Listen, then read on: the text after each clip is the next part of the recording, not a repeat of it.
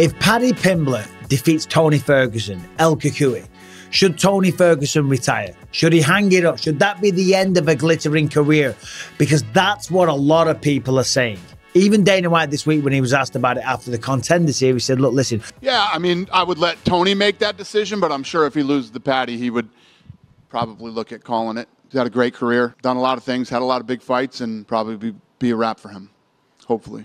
If he loses this fight, then yeah, maybe it's time. He said, I will never put that on him, but maybe it would be time. And certainly, when you look at the narrative, when you look at, I mean, all you got to do is look at the record of Tony Ferguson. Went on the longest win streak in the UFC lightweight division, I believe, at 12. And then now he's on the longest losing streak at 6. So certainly a change of form, certainly dramatic, certainly cause for concern. And certainly, one more time, I'll use that word, when you look at the amount of times that he's getting finished, okay, it's troubling. It's not good if you're a Tony Ferguson fan, if you're his coach, if you're his trainer, or if you're Tony Ferguson himself. But this matchup with Paddy Pimblett, okay, I believe this is a good matchup. It's a step down in competition, and in many ways, a winnable fight. I think a lot of people think that Paddy is unproven, and I think a lot of people feel like this is a fight that Tony isn't in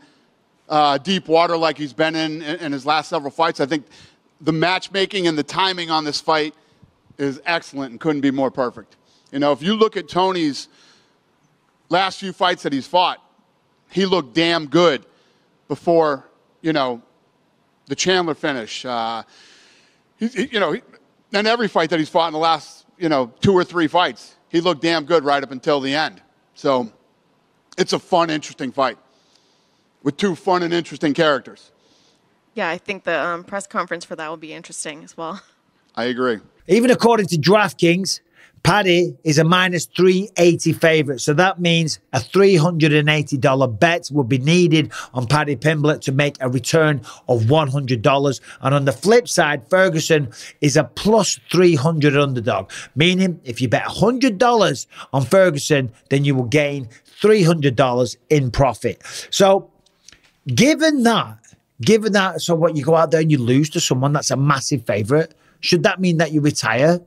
In normal circumstances, no. But in this circumstance, I do get it. I understand it. Losing 7 in a row. And also, when you think about it, being 39 years old.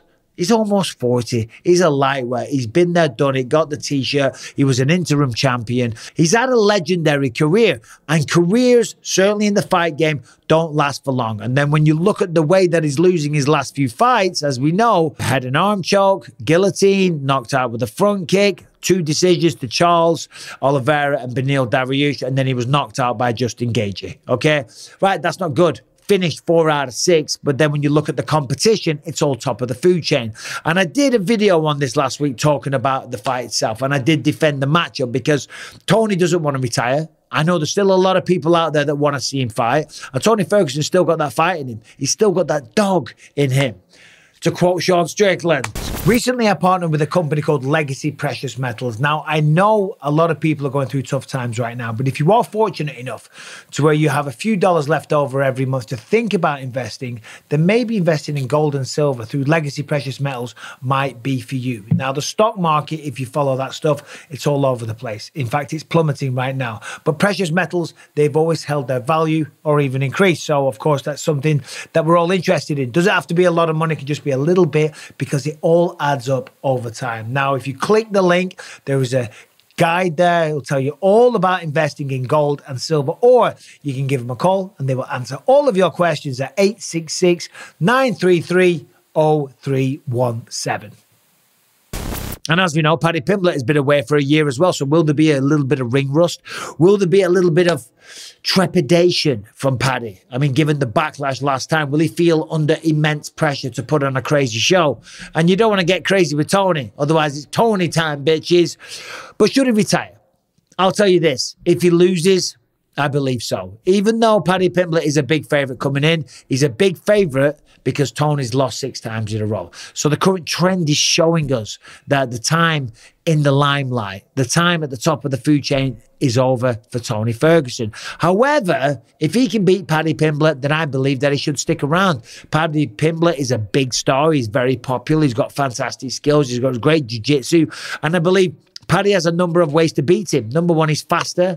I don't know about the better wrestler, but he could probably match him for jiu-jitsu. That's for damn sure. So it's a tough fight on paper for Tony. I think Tony's got more power. But if Tony can somehow shock the world, shock the bookies, shock everyone that puts money on Paddy Pimblett, then why shouldn't he continue to fight?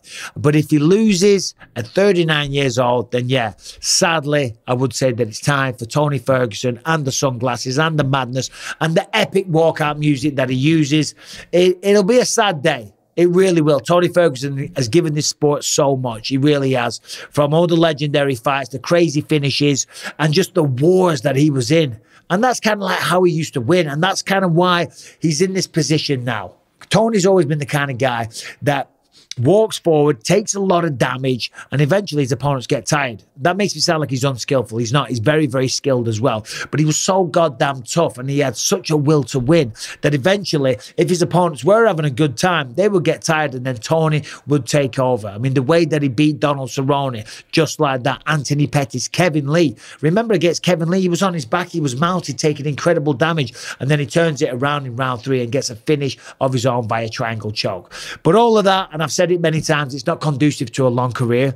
Tony's had a long career, a record of 25-9, but the real reason is because he's 39 years old. And then when you lose 7 in a row, regardless if it's to the best in the world, and regardless if Paddy's coming back and he's a massive hype train right now, and there's a lot of people love the guy, 7 in a row, it's normally time to hang it up. So there it is. If he loses, yes, I do think he should.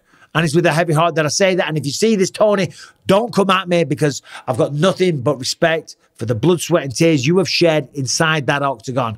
But we can't do it forever. I didn't want to retire. A lot of fighters don't want to retire. And a lot of times fighters, they want to keep going because they want to feel that rush. They want to feel the thrill of winning one more time.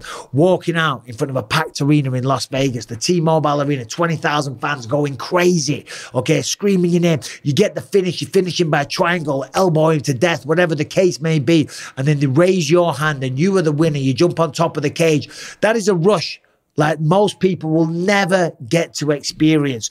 And that is what keeps you coming back. And also it's because when you're in the gym, you feel good. But in the gym, when you're sparring, it's not the same as competition. You're not trying to finish each other.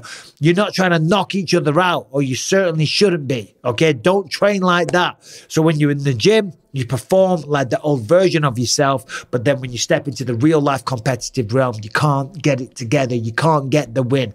And when it's 7 losses in a row, yeah, it would be a sad day, but Tony Ferguson should retire. But I don't know if he's going to lose. I'm telling you what, I think Tony Ferguson has a very, very good chance in this fight. Just to end this on a positive note for Tony, I think he's got a very good chance. I think he's got more power than Paddy. I think his jiu-jitsu is probably just as good, or if not better. And he's a better wrestler. So time will tell. Time will tell. But what do you think? If he loses, should he retire? And who do you think wins this fight? Let me know in the comments. Subscribe, ring the bell, and I'll see you soon.